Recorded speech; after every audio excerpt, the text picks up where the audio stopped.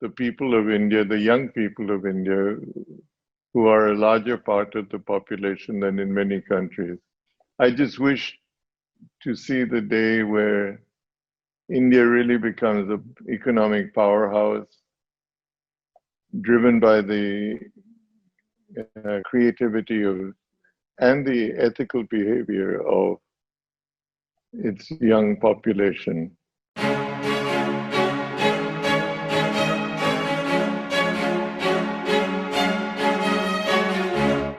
We've been talking about COVID as one of the most unprecedented moments in our lives, but this for India is a very unprecedented moment in our lives where we get to see you live, where we get to see you and talk to you. And I just want to tell you before we get started that we have more than 33,000 people who have registered, who are going live right now, and the numbers are just growing, who are eager, excited to talk to you. We love you as a country, and we are very proud to have you as a leader, as an inspiration. You know, you've said that COVID-19 crisis is one of the toughest challenges the human race will ever face. This is a crisis unlike any we all as human race, as all of us have faced ever before. Tell us about your personal learning from this crisis and what should entrepreneurs and young professionals remember as they navigate through this difficult times. Let me maybe give you a longish answer. First of all, COVID is one of the problems we've had. We've had an economic slowdown globally. Yes. We've had, in recent times, conflicts between major countries, the US, China, India, the breakup of the Britain leaving the EU. And on top of all of that, while we've been trying to recover from the economic thing, we get hit with COVID. Now that in itself is an unprecedented series of things that have happened. Before you have the chance of overcoming one, you go into another. But the issue on the virus is there's nowhere to turn. Never before have we had a situation where you cannot escape a situation by living on an island in the Bahamas or going to somewhere in an obscure Asian village till the crisis is over. There's nowhere to go. Yeah. You have to live with the fact that the whole planet is under siege, if you might. Yeah. We don't know what is the level of the virus that is there. We just know that it's hitting everywhere. It does not differentiate between ethnic groups. It does not. It just is hitting your lifestyle, eating out, congregating, very fast. It consumes you. So it's a frightening thing. It's somewhat like the plague, which just devastated humanity, and no one really knew what there was. So, in answer to the first part of your question, we're in an arena that we are not familiar with. Yes. Now, what normally happens when you have an issue like this, the human body starts to react to try to find solutions. And probably some of the most interesting or uh, tremendous solutions have been found at moments of uh, distinct uh, difficulty. In Yeah. other words, we as human beings start to look for solutions when everything seems gone by the boards. We tend to uh, be more innovative and more creative to find solutions, and it's only a small segment, fortunately, of people who say, to hell with it, I'm going to go to the beach, and I don't believe in social distancing, which are a few of the indications we have of what can protect us. And we throw it away and say we won't do that. So um, you have a mix, therefore, of crises and the hope of an abnormally fast development of a vaccine or a solution of some sort, which again has never been done so fast. So out of this adversity will come some very interesting and maybe revolutionary solutions. Yeah. Yeah. Yeah. So the bottom line of this is that we should not lose hope and be desolate, but understand and cooperate with the the forces that are trying to find solutions, and it's not an issue of do I wear a face mask or do I not wear a face mask, or what do I do. If we can all unite, and we need to unite in order to find solutions and put them to work and put an end to this crisis. So we need to not rebel against whatever is said that's reasonably sensible, maybe unpleasant for the time being, but sensible, Yeah. and and get over this crisis, or we'll have the fear of having a relapse of this virus, duly mutated and more difficult to resolve. Yeah. Yeah. That's that's what I have to say. I don't know what more I can say. I've been since March. I'm in the high risk age bracket, so I'm categorized as stay at home, don't venture out, don't shake hands, etc. So I've been a little out of touch with the world around us, other than what one sees on TV, and just trying to be as um, effective as I can be from the house. We in India are very lucky to have a leader like you. You have been one of the most successful businessmen in the world.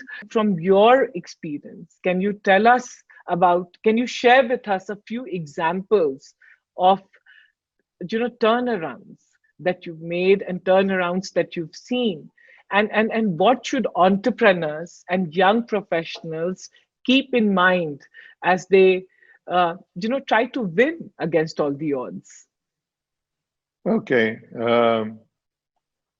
I guess the, in terms of the paucity of time, one should look at the turnarounds, meaning from a seeming failure or problem area, rather than talking of a high where you gloat at seeming success. Um, there have been many instances of seeming problems that may arise from change in business cycle or some uh, environmental change that has taken place or some regulation. So I'll pick one, and that's going to be the purchase of Jaguar Land Rover, where immediately after we got involved, the economy in Europe crashed, Yeah. and the almost expected hello from people would be, "How could you be so stupid? You bought this huge headache. Ford Motors have tried for 8 years to turn the company around, and it hasn't been successful. What are you, as an Indian automobile company, going to do?" And in Coventry, where the plant is located, there were rumors that we were going to close down the factory, convert them into tandoori chicken restaurants. No, this was actually so. It was not cynical gossip. And quite frankly, speaking for myself, I really didn't know what we had bought and whether we could, with all these comments, whether we could find a way to pull ourselves out.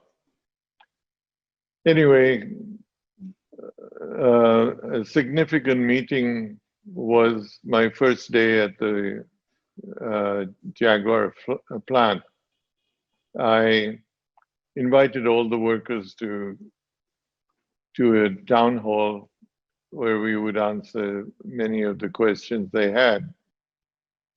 And most of the questions were, what are you going to do? Are you going to close down our plants and let go several thousand people?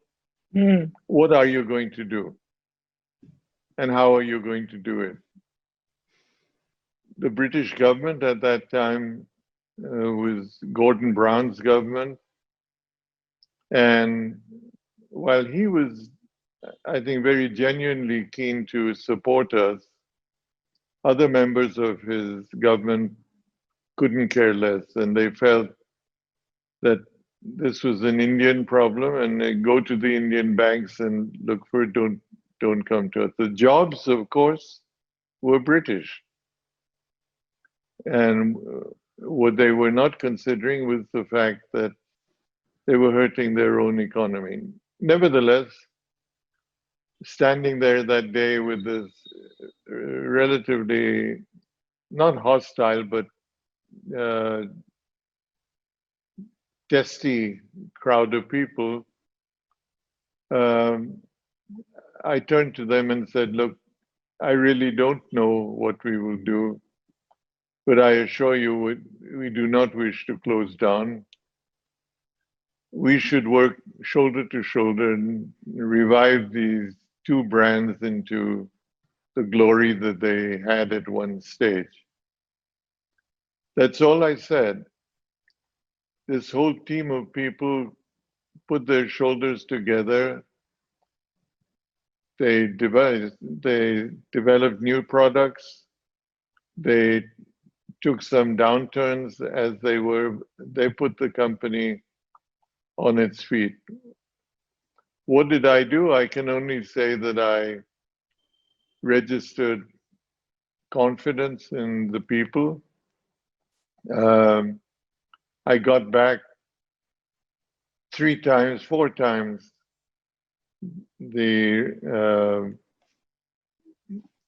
the result of what the company repaid its purchase price twice over, and we have a major problem again as we speak due to the exit of the company from the EU, etc. But once again, one is going to turn to the people to say, we're with you, we'll do what we can, but let's do it together. So that perhaps is, in recent times, the biggest fear, the biggest concern, and the greatest satisfaction that one has had. Mr. Tata, what I'm also hearing from you is, empathy, compassion, and equality and care in business leads to amazing outcomes. And you've always stood for that. And then you have operated in that style. Well, all it means is that there are two sides to something. There's the side as a business leader that you have to face to your shareholders, your stakeholders, but there are the people that have to deliver the goods, and you can't stand there with a whip. Yeah. You have to understand their position. If they're angry, there's a reason for that. You need to deal with that. So there's as much responsibility to find solutions and to work towards them. There's just another thought incident that comes to mind, which moved me, Yeah. and that was in India, Tata Motors. Um just after I became chairman, we had a major strike in the company, very violent. About 400 of our workers were beaten up outside the plant. About 60 officers were stabbed,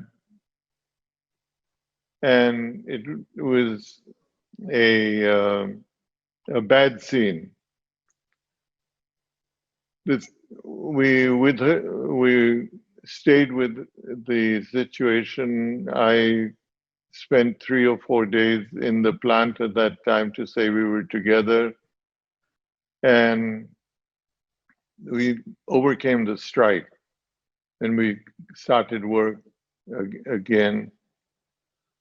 Um, After that, the first thing was the union's new agreement, and it was the issue of payment of bonus, statutory bonus. And we could have, in fact, the management didn't want to pay that bonus because we had had a strike. And I came forward and said, look, the workers had nothing to do with it. These are the people that stood with us. We should pay the bonus. That one act came back again and again, driven by the workers saying, the management did this for us.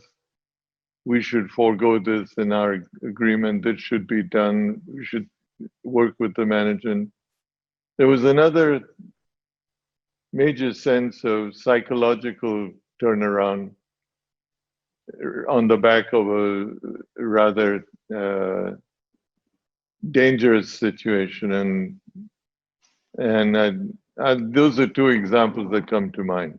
As an entrepreneur, as a leader, helming Tata Group for more than 2 decades, you've stood for business ethics. But today, we are seeing businesses and corporates solely, mostly singularly concentrating on profits, on optimizing profitability in our environment, in our economy. We are seeing that, as a leader who's lived for business ethics all his life, how do you imagine and propose the significance and role of business ethics as of today? That's a difficult one to respond to. To a great extent, um, a company is viewed by its performance, by its profits, basically. Yeah. And that covers, shields, protects, and camouflages what's inside the company.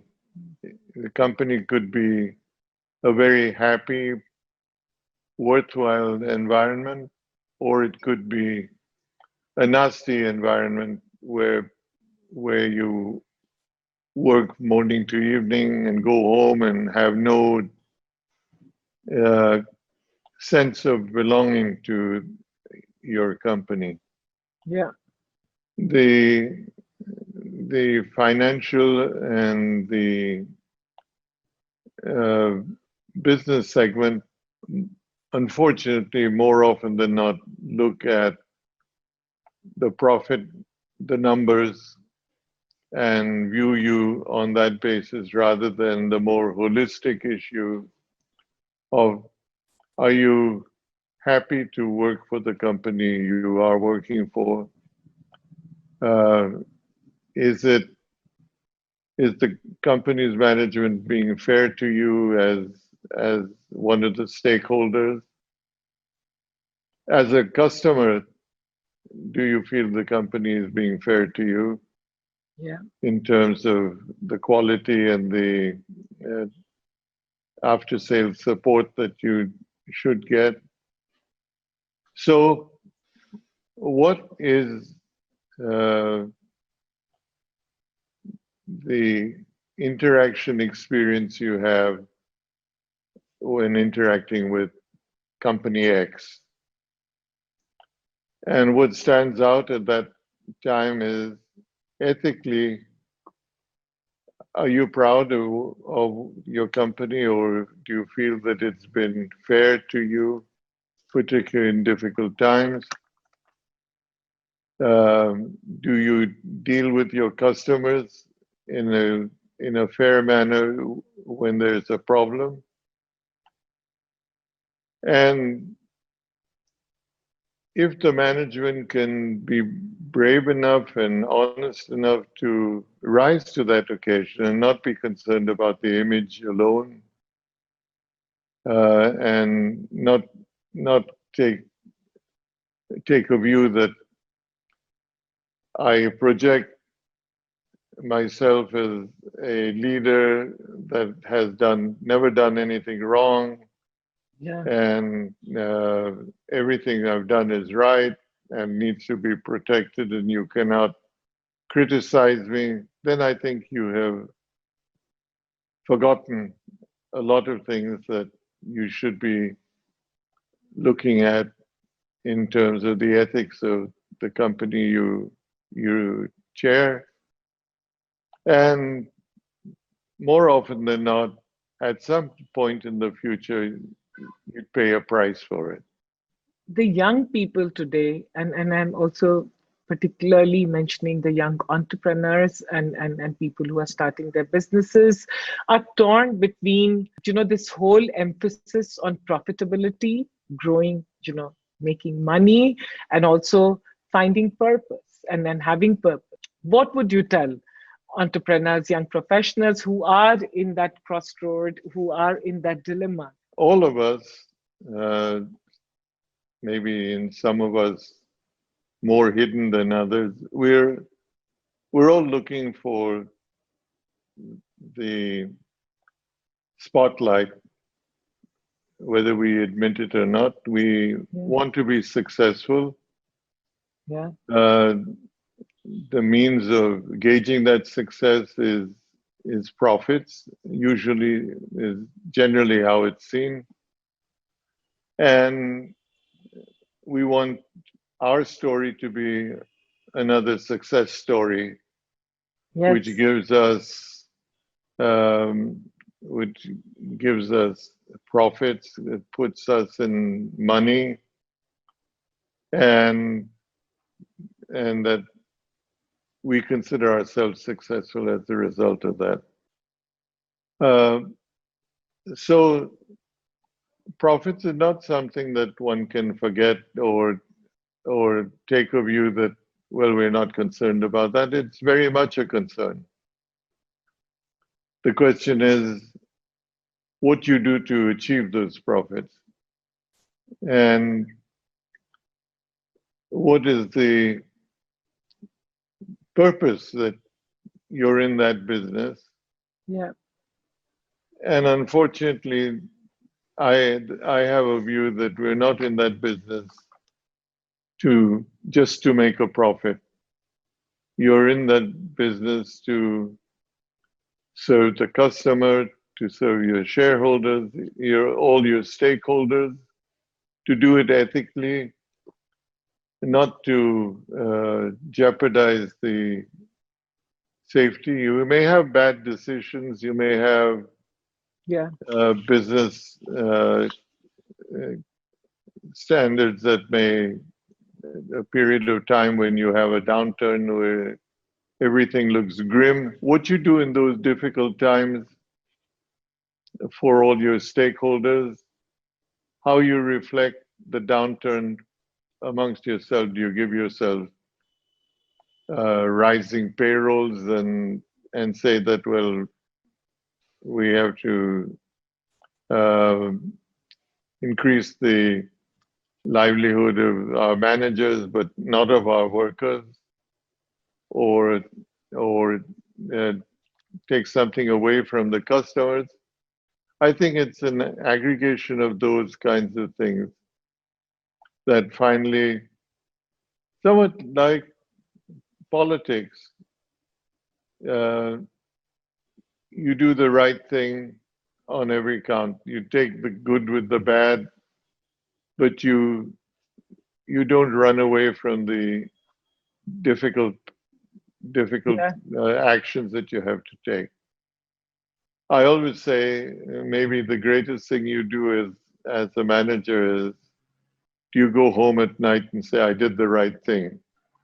Maybe it was difficult, but that's what I did. The world is talking about how COVID-19 is pushing corporates and businesses to think more about stakeholder values rather than shareholder values. And you know, you and Tata Group has done this, you know, has valued the stakeholder value, you know, the whole value and emphasis on it for over so many decades and generations. How do you imagine the role that businesses should play post COVID, and how should they, and then the need for transformation in businesses? What should they be doing post COVID? Well, the first thing is, as I said earlier, you have no place to hide or no place to escape to. COVID hits you wherever you Yeah, are. And so what you have to accept is that whatever your reasons may be, you have to change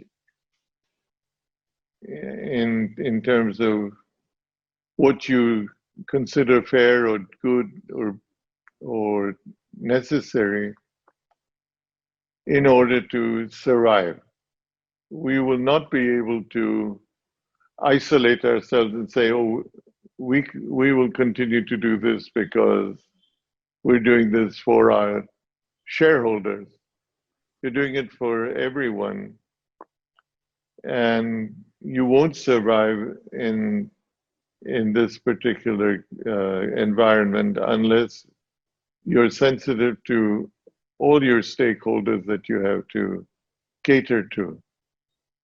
Uh, Therefore, for the first time, people have to be concerned about uh, the place, the workplace. Do you work from the house? Uh, the initial tendency when the virus hit was lay off people, thousands of people. Is yeah, that going to solve your problem? I don't think it is.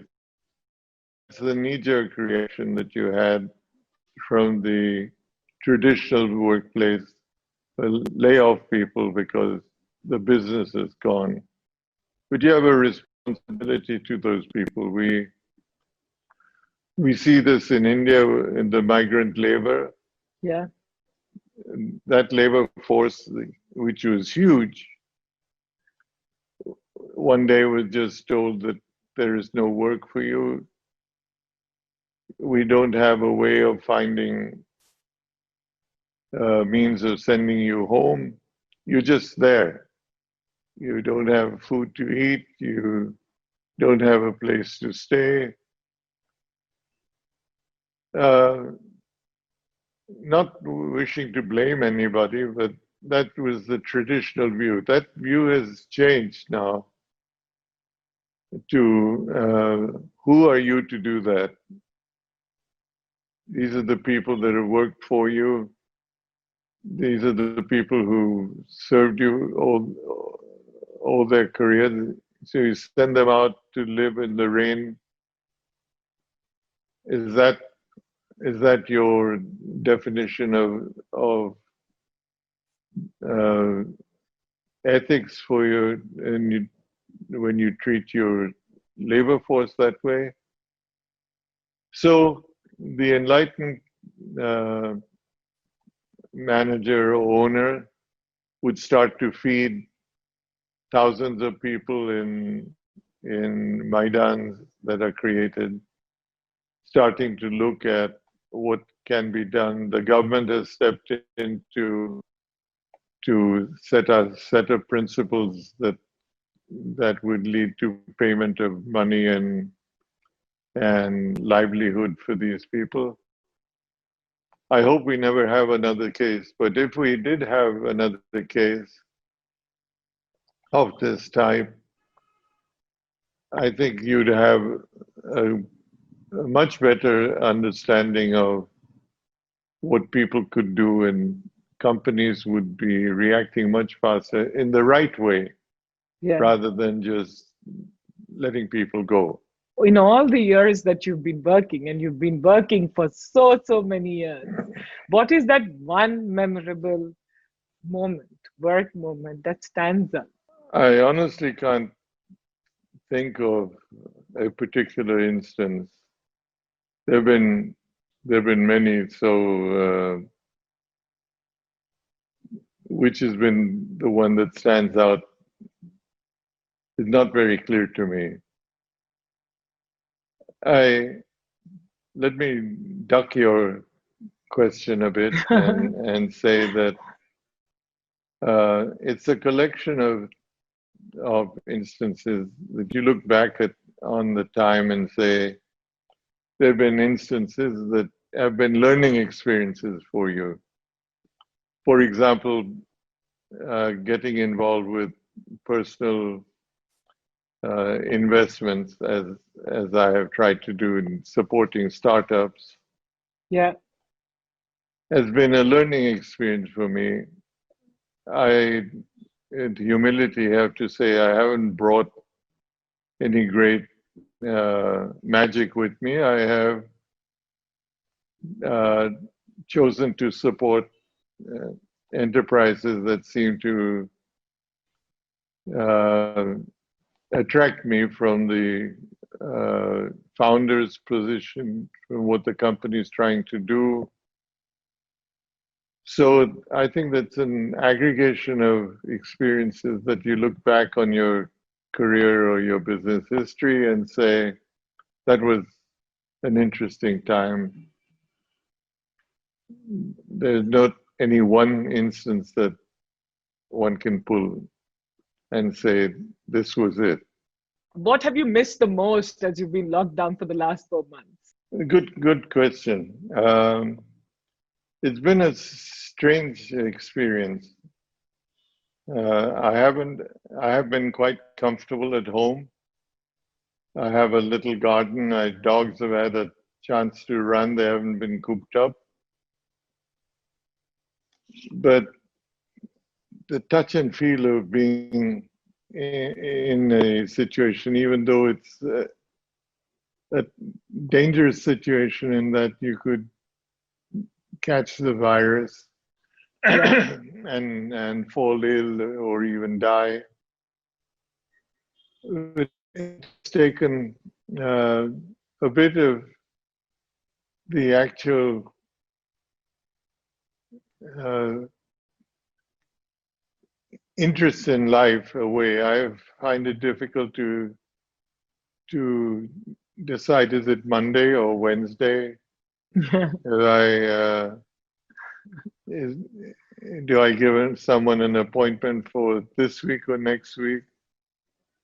Uh, there's there's a sterility that starts to sneak into the thing, a lethargy that you wish you could overcome, but everybody's dispersed. Everybody's working from the house. Yeah. Papers are in the office. Uh, so there's a certain element that I can't describe, which extracts you from the reality. Yeah. The migrant labor I talked about a few days ago, it's what you read about. You don't. I can't get in my car and drive there to see it firsthand. Yeah.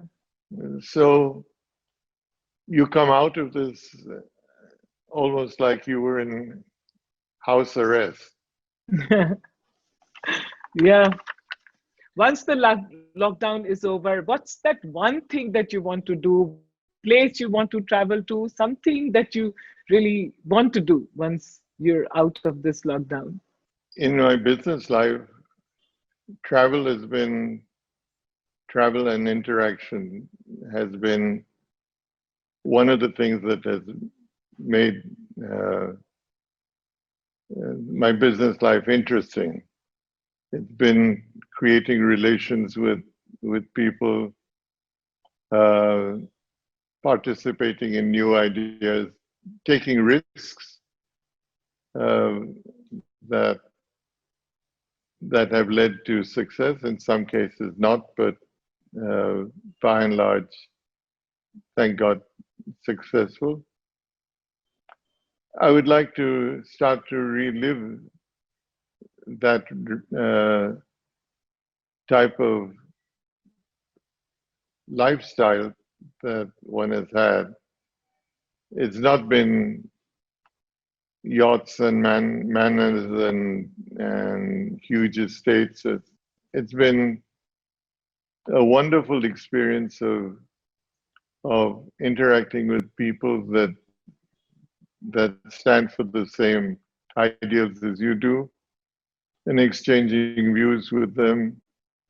That's something I've come to miss.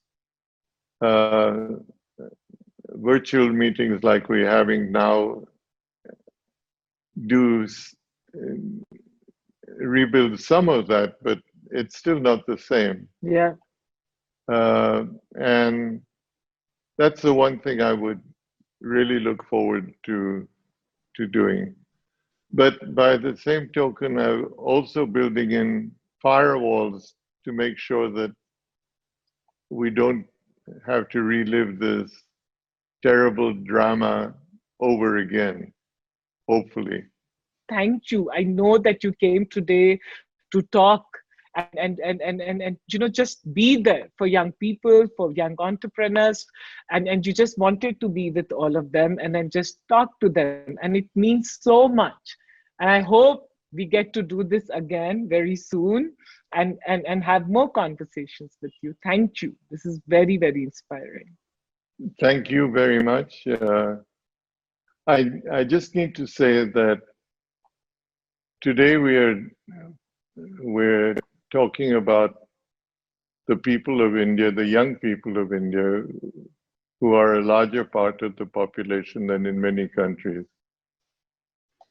I'm proud of the fact that we can, in fact, have a group of innovative, creative people who made such success of their young lives. And I just wish to see the day where India really becomes an economic powerhouse driven by the creativity of and the ethical behavior its young population.